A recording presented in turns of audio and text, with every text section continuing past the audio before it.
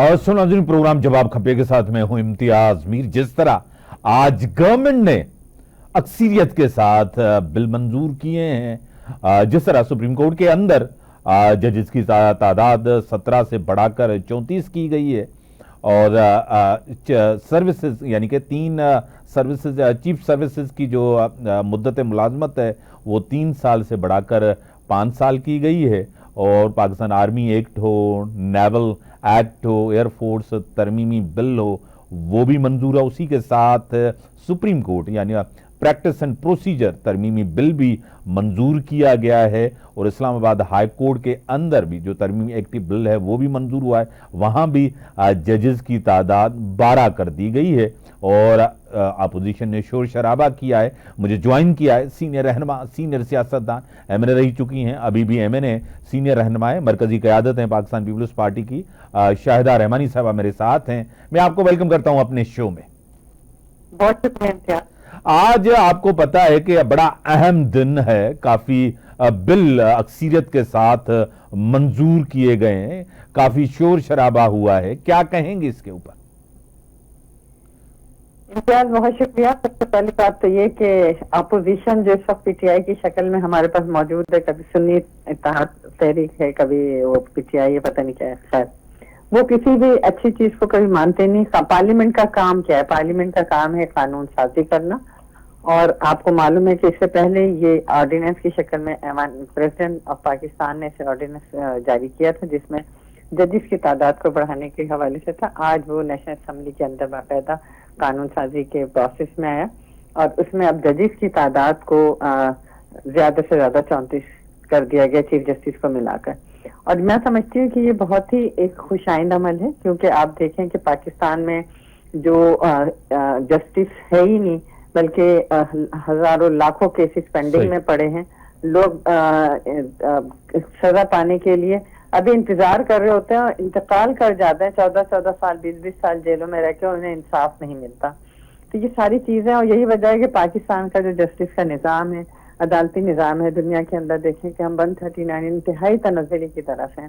اس کو بہتر کرنے کے لیے کافی عرصے سے اقدامات کیے جا رہے تھے, اور ابھی اسی کے سلسلے میں آپ نے دیکھا کہ 26ویں آئینی ترمیم بھی ہوئی, اور اب ججز کی تعداد کو بڑھایا گیا تاکہ جہاں جہاں ججز کم ہیں ان کو کیسز کو جلد سنا جائے, جلد نپٹایا جائے. اور اس کے لیے ججز کی تعداد بڑھانا میں سمجھتی ہوں کہ کوئی ایسا کام نہیں تھا جس سے حکومت جو وہ اپوزیشن جن نے جس طرح احتجاج جو شور کیا وہ سننا ہی نہیں چاہ رہے تھے. بار بار لا منسٹر کہہ رہے تھے اور اسپیکر صاحب بھی کہہ رہے تھے کہ بھئی آپ ان کو سنیں, اگر آپ کو کوئی اس میں نظر آتا ہے کہیں کمی بیشی تو آپ بات کریں, اپوزیشن کا کام ہے, لیکن سنیں تو صحیح. لیکن آپ نے دیکھا نہ تو انہوں نے مخالفت میں موڑ دیا, نہ ہی انہوں نے کسی منسٹر کی بات سنی, نہ اس کے اوپر کوئی دلائل دیے, اور وہ شور شرابہ حسب عادت کرتے رہے. اور اس کے ساتھ ہی جو آپ نے دیکھا کہ آج 6 بل پاس ہے, اس میں ہمارے لا انفورسز کے اداروں کی جو 37 سربراہوں کی مدت ملازمت جو ہے 5 سال کر دی. پہلے 3 سال ہوتی تھی. میں سمجھتی ہوں ابھی ایکویلٹی آگے, پارلیمنٹ کی مدت بھی 5 سال, سپریم کورٹ کے حوالے سے بھی 5 سال, یہاں پر بھی 5 سال, الیکشن کمیشن بھی 5 سال. تو سب ایک یونیفارمٹی آ گئی کہ تمام اداروں کے جو سربراہان ہیں ان کی مدت ملازمت 5 سال کر دی. سینٹ اب بھی اپر ہاؤس اور اس کی مدت 6 سال ہے. جس طرح آپ نے کہا ایمن صاحبہ, کیونکہ آپ لا میکر ہیں, آپ کا آنا ہی اسمبلی میں یہ ہوتا ہے کہ آپ ترمیم لائیں, آپ قانون سازی کریں, آئین میں ترمیم کریں, یہی کام ہوتا ہے. جو حکومت آتے ہیں وہی قانون بناتے ہیں, اور انہی کو مینڈیٹ ہوتا ہے, حکومت ان کو دی جاتی ہے, اور عوام کا مینڈیٹ ہوتا ہے.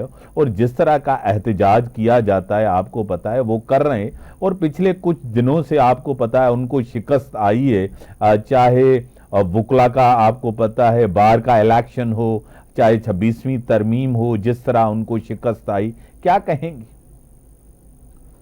دیکھیے یہی وجہ ہے کہ آپ نے جس طرح کہا بالکل بار کے اندر انہیں عبرتناک شکست ہوئی. پھر جتنے بائی الیکشن ہوئے اس میں انہوں نے خود ایکسپٹ کیا, اور انہیں بدترین شکست ہوئی. رحمیہ خان کا ہو, ملتان کا ہو, سندھ کا ہو, ہر جگہ آپ دیکھیں کہ ان کی جیتی ہوئی سیٹیں پاکستان پیپلز پارٹی نے ون کی. تو انہیں عوام اب ریجیکٹ کر چکے ہیں. اب عوام جو ہے انہیں کسی بھی طور پہ ایکسپٹ نہیں کر رہے, اور انہیں اپنی غلطی مان لینی چاہیے کہ عوام چاہتے ہیں تعمیری کام ہو, اگر آپ کو منتخب کر کے بھیجتے ہیں تو یہ چاہتے ہیں کہ ان کے مسائل پہ گفتگو ہو، قانون سازی ہو، ان سے ریلیٹڈ ہو، لیکن وہ اس طرح نہیں ہو رہا تو آپ دیکھیں کہ وہ عوام انہیں ریجیکٹ کر چکی ہے اور ان کے تمام منصوبے جو ہیں وہ اب کامیابی کی طرف نہیں بلکہ ناکامی کی طرف جا رہے ہیں، کیونکہ انہیں شور شرابہ لڑائی جھگڑے کے علاوہ کوئی بات نہیں۔ بڑی مہربانی، آپ نے ٹائم دیا۔ شاہدہ رحمانی صاحبہ، پوائنٹ آف ویو آپ کے سامنے ہے۔ ناظرین بریک کا ٹائم کا، بریک کے بعد آتے ہیں ڈسکشن کو آگے بڑھاتے ہیں۔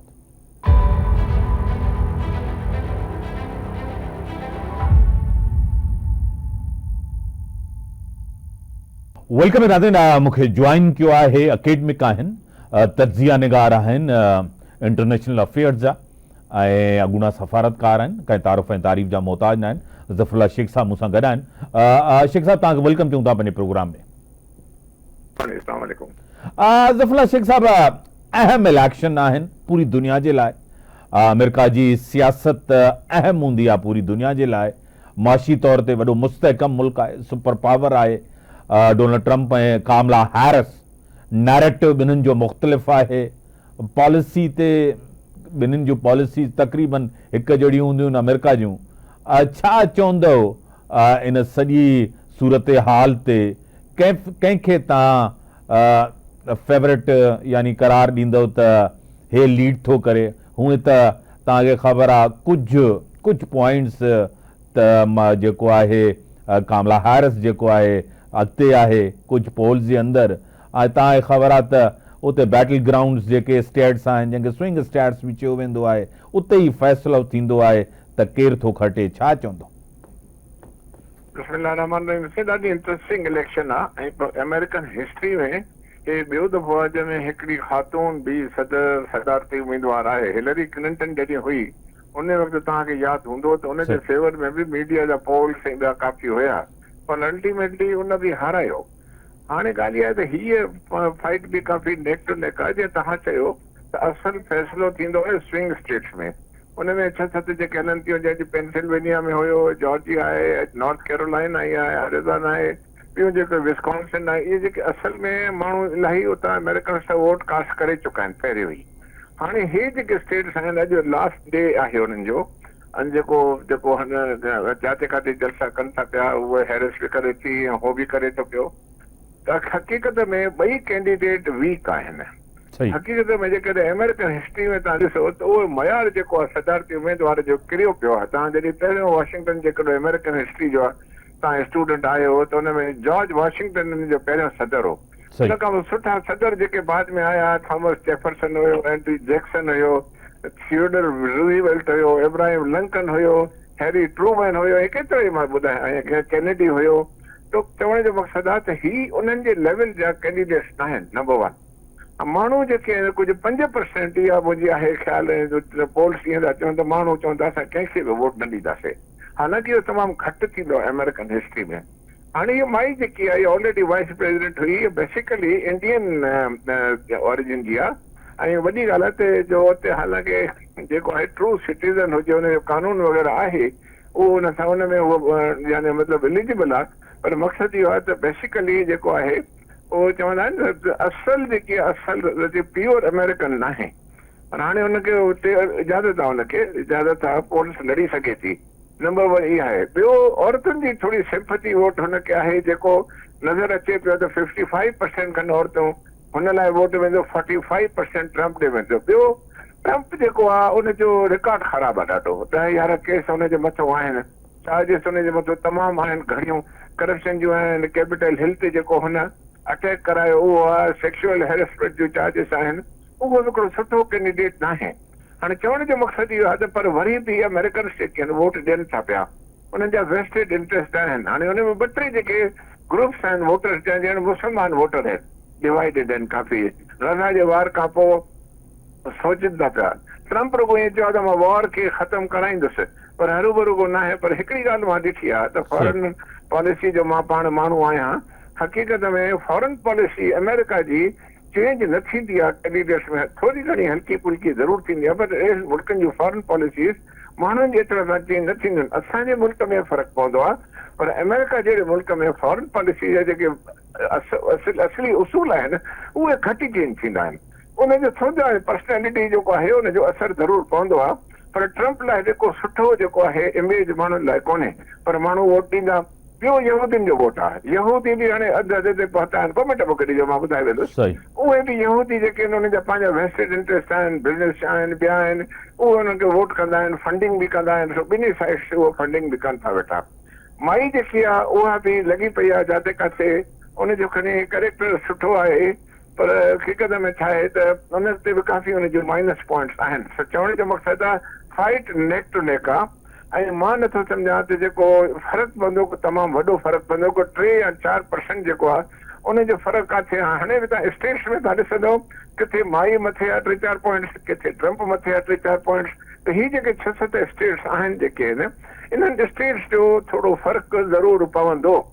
नंबर 1 हाणे हिकिड़ो त इहो मां बैकग्राउंड ॾेई वियुमि त नेक टू नेक फाइट थींदी ऐं माण्हू मजबूरन वोट बि ॾींदा आहिनि। कारनि जो वोट आहे उहो काॾे वेंदो, मुसलमान जो वोट आहे काॾे वेंदो, यहूदियुनि जो वोट आहे काॾे वेंदो, इमिग्रेंट्स जेके आहिनि उनजो वोट काॾे वेंदो, ॿिन्ही में माइनस प्लस पॉइंट्स। तव्हां वटि एतिरा टाइम कोन्हे न त मां हिन में सॼो जेकर एनालाइज़ करे छॾियां। हिकिड़ी ॻाल्हि आहे, हाणे ॿियो सुवाल जेकॾहिं पुछंदो त पाकिस्तान ते कहिड़ो असरु पवंदो, उहो ॿुधायो। हिकिड़ो सवाल करे वञा पोइ तालुकात ते अचां थो, पाकिस्तान ऐं अमेरिका जो तालुकात। मिशिगन तव्हांखे पाण ख़बर आहे त मुस्लमान वोटर्स जेके अरब वोटर्स पाण चऊं मिडिल ईस्ट जे हवाले सां मां उनखे कनेक्ट कंदुसि त कंफ्यूज़ आहिनि ॾाढा मुस्लमान वोटर्स, ऐं उहे बि वोटर्स जेके आहिनि तमामु अहम वोटर्स आहिनि। इमिग्रेशन जो तव्हां जेको हिकिड़ो इशारो ॾिनो त इमिग्रेशन जे हवाले सां बि जेकी पॉलिसी आहे डोनाल्ड ट्रम्प जी उहा ख़तरनाक पॉलिसी आहे, छा चवंदो इन ते शेख साहब? ॾिसो, पाकिस्तान हिन जे अमेरिकन कांग्रेस में 538 इलेक्टोरल वोट्स आहिनि, उन मां जेको 270 खटंदो उहो हुकूमत ठाहींदो, उहो सदर थींदो।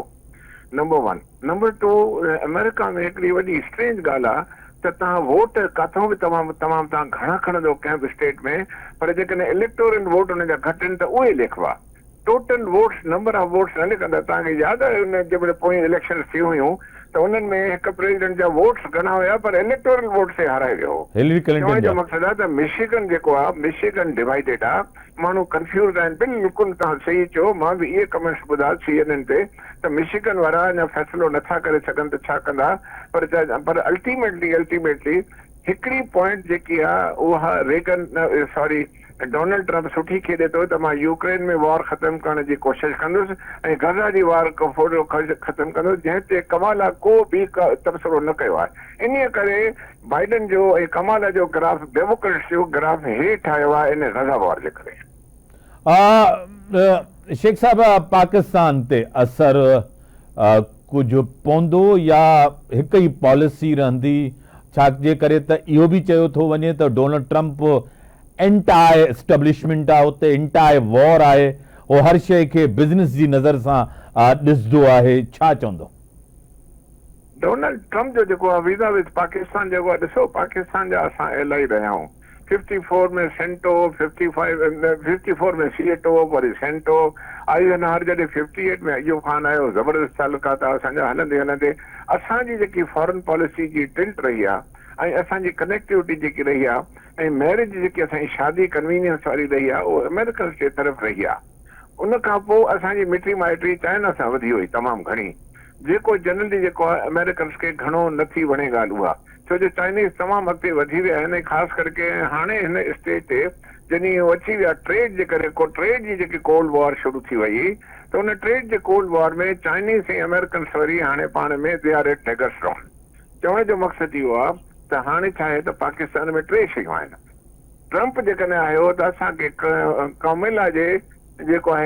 कमाला जे कंपेरिज़न में नुक़सानु वधीक पवंदो। कीअं? नंबर 1, ट्रम्प जेको आहे हमेशह इंडिया खे पंहिंजो स्ट्रेटेजिक पार्टनर लिखियो आहे, असांखे प्रेफरेंस कॾहिं न ॾिनो अथई, ऐं हुनजे सॼे हिसे में चाइना खे अपोज़ करण जे लाइ इंडिया खे हुननि यूज़ कयो आहे। इंडियन में हमेशह कयो आहे, असांजे सीपेक वारे हिसे खे बि हुननि तमामु घणो जेको आहे डिस्करेज कयो आहे। त उहो ज़्यादातर जेको आहे असांखे हाणे हिन बाइडन वारे असांखे एड वग़ैरह बि ॾिनी आहे, पर ट्रम्प जेको आहे न एड ॾींदो न को, छा उहो सिक्योरिटी जी तरफ़ वेंदो।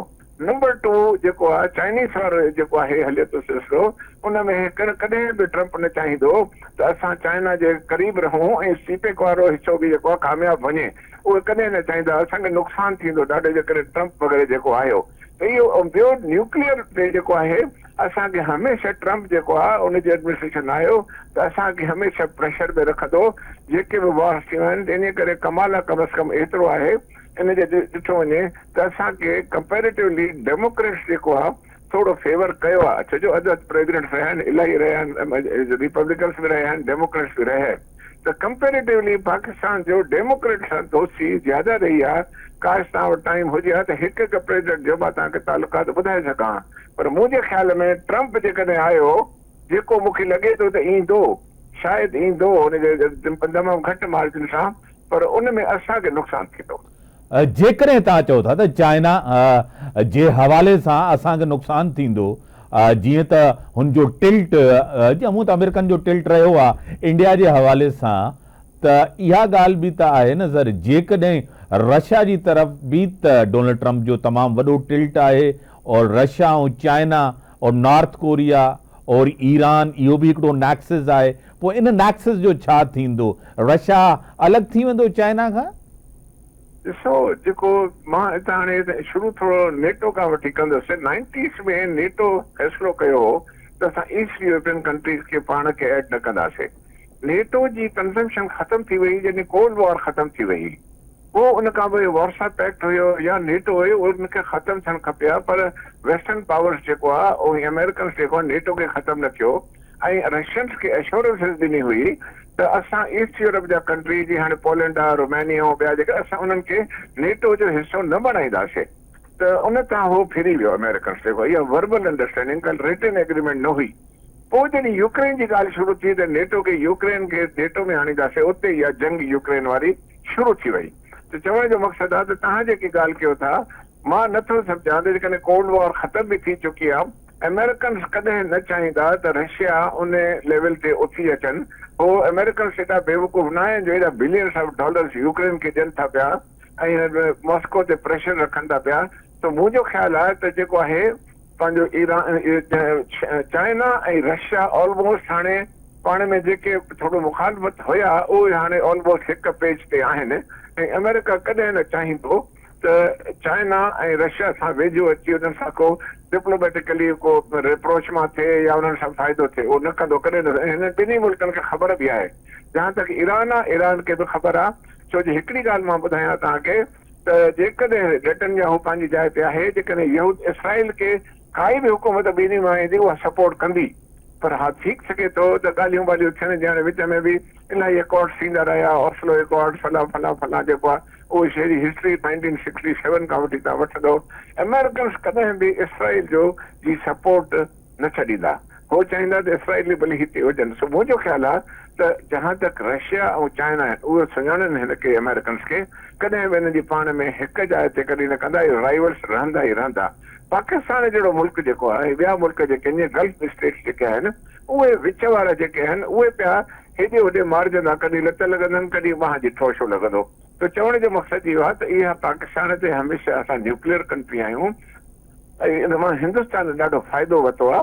पर जेको तव्हां सवाल कयो त ईरान जेको आहे, ईरान कॾहिं बि असां इसराइल सां हुनजी रिप्रोच मां कोन थींदी, ऐं कॾहिं बि अमेरिकन्स जेके आहिनि इसराइल जी सपोर्ट कोन छॾींदा। बड़ी महिरबानी शेख साहब, तव्हांजो तजियो, तव्हांजो पॉइंट ऑफ व्यू ऐं तव्हांजो तजियो काफ़ी बहितर बैलेंस्ड तजियो आहे जेको दुनिया में थिए पियो, ऐं इलेक्शन खां पोइ जा हालात, सियासत, डिप्लोमेसी, मैशियत अहिड़ी शइ आहे जेकी चेंज थींदी आहे हालात सां। अॼु जा दोस्त सुभाणे जा दुश्मन, सुभाणे जा दुश्मन अॼु जा दोस्त हूंदा आहिनि। पूरी दुनिया जे अंदरि मफ़ादात हूंदा आहिनि ऐं दोस्तियूं मुस्तक़िल बुनियादनि ते कोन हूंदियूं आहिनि। ब्रेक जो टाइम छा, ब्रेक खां पोइ था अचूं।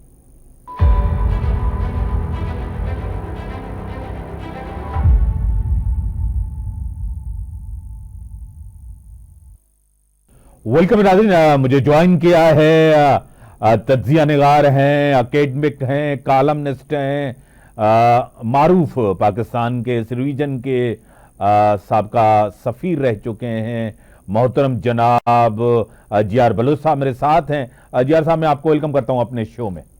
थैंक यू मीर साहब, थैंक यू। जियार साहब, जिस तरह के हालात हैं आपके सामने, बड़े अहम इलेक्शन, हमेशा बड़े अहम इलेक्शन होते हैं, लेकिन सेकंड टाइम कोई खातून यानी कि कामला हैरिस साहिबा आ रही हैं, इलेक्शन लड़ रही हैं। उससे पहले हिलरी थी और कामला हैरिस को किस तरह देख रहे हैं कि डोनाल्ड ट्रंप जिस तरह कंट्रोवर्शियल हैं, अनप्रेडिक्टेबल हैं, इश्यूज आपके सामने हैं, और जिस तरह हालात बताए जा रहे हैं कि मुकाबला तो सख्त है, जो स्विंग स्टेट्स हैं वहां फैसला होना है विक्ट्री का, क्या कहेंगे जियार बलोच साहब? जी मीर साहब, thank you for taking me on your, always a pleasure. आपके बड़े अच्छे सवालात होते हैं, डिस्कशन होती है। तो अमेरिका की जो इलेक्शंस हैं वहां एक तो पहली बात है कि सबसे ज्यादा ऑब्जर्व किए जिनको करता है पूरी दुनिया करती है उसमें अमेरिका का election, because apparently they claim to be the citadel of democracy and parliament and freed expression.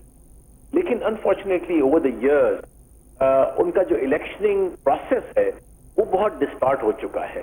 आपको एक पोलराइजेशन वोटर्स की नजर आती, आपको नॉन इश्यूज बना के मीडिया के जोर से सोशल मीडिया के जोर से जो है वो दिए जा रहे हैं।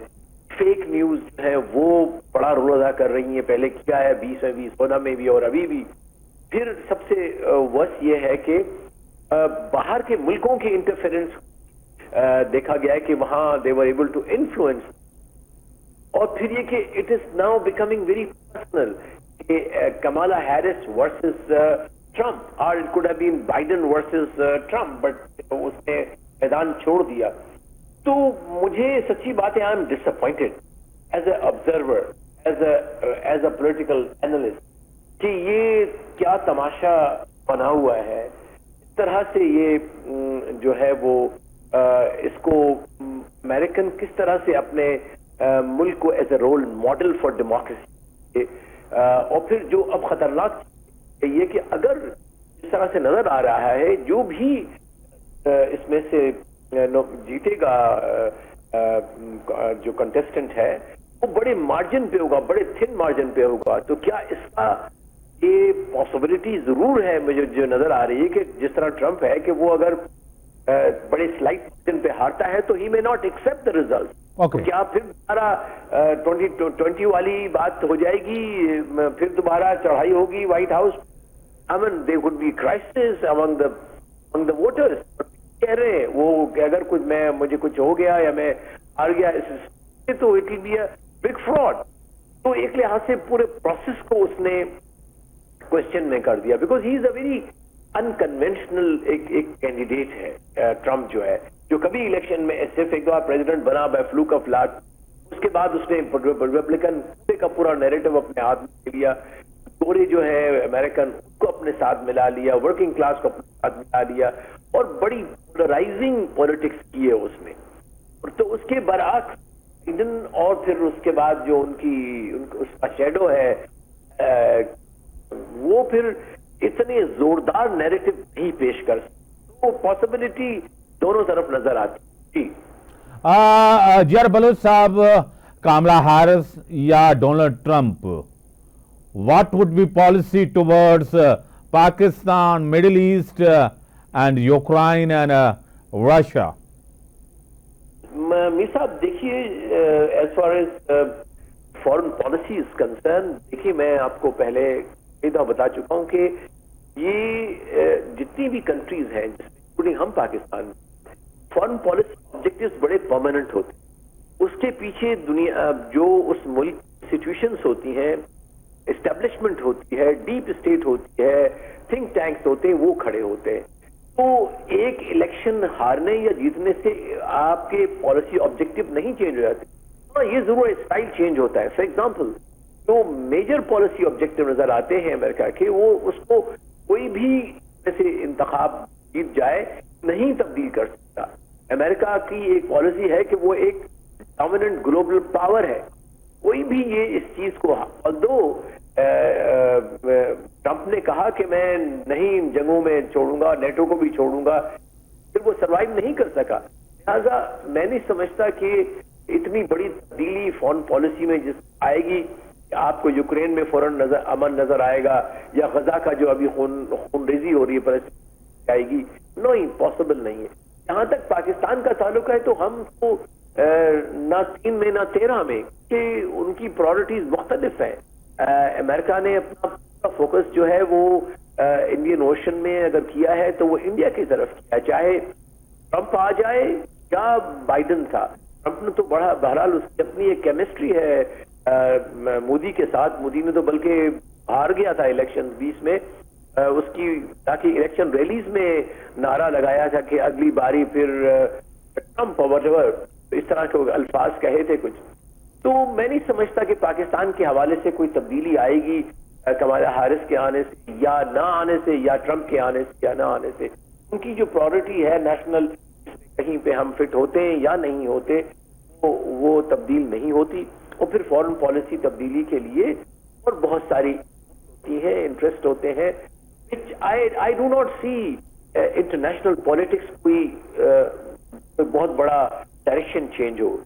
دیکھیے آپ نے تو یوکرین کا اور غزہ کا، لیکن چیلنج جو ہوگا کہ چائنا کے ساتھ کس طرح سے ٹریٹ کرتے ہیں. جو بھی ایڈمنسٹریشن آئے گی، کیا وہی کنفرنٹیشن رکھیں گے، کوآپریشن رکھیں گے، یا کوآپریشن اور کنفرنٹیشن رکھیں گے؟ تو یہ بہت بڑا سوال ہے. رشیا کے ساتھ کیا پالیسی ہوگی ان کی؟ کیا رشیا کی جنگ جو ہے وہ جھونکتے رہیں گے اپنے ڈالرز، یا اس کے ووٹر پھر بھی نہیں پوچھیں گے ان سے؟ These are the issues on which I think the coming government will have to concentrate, جو بھی اس میں انتخاب.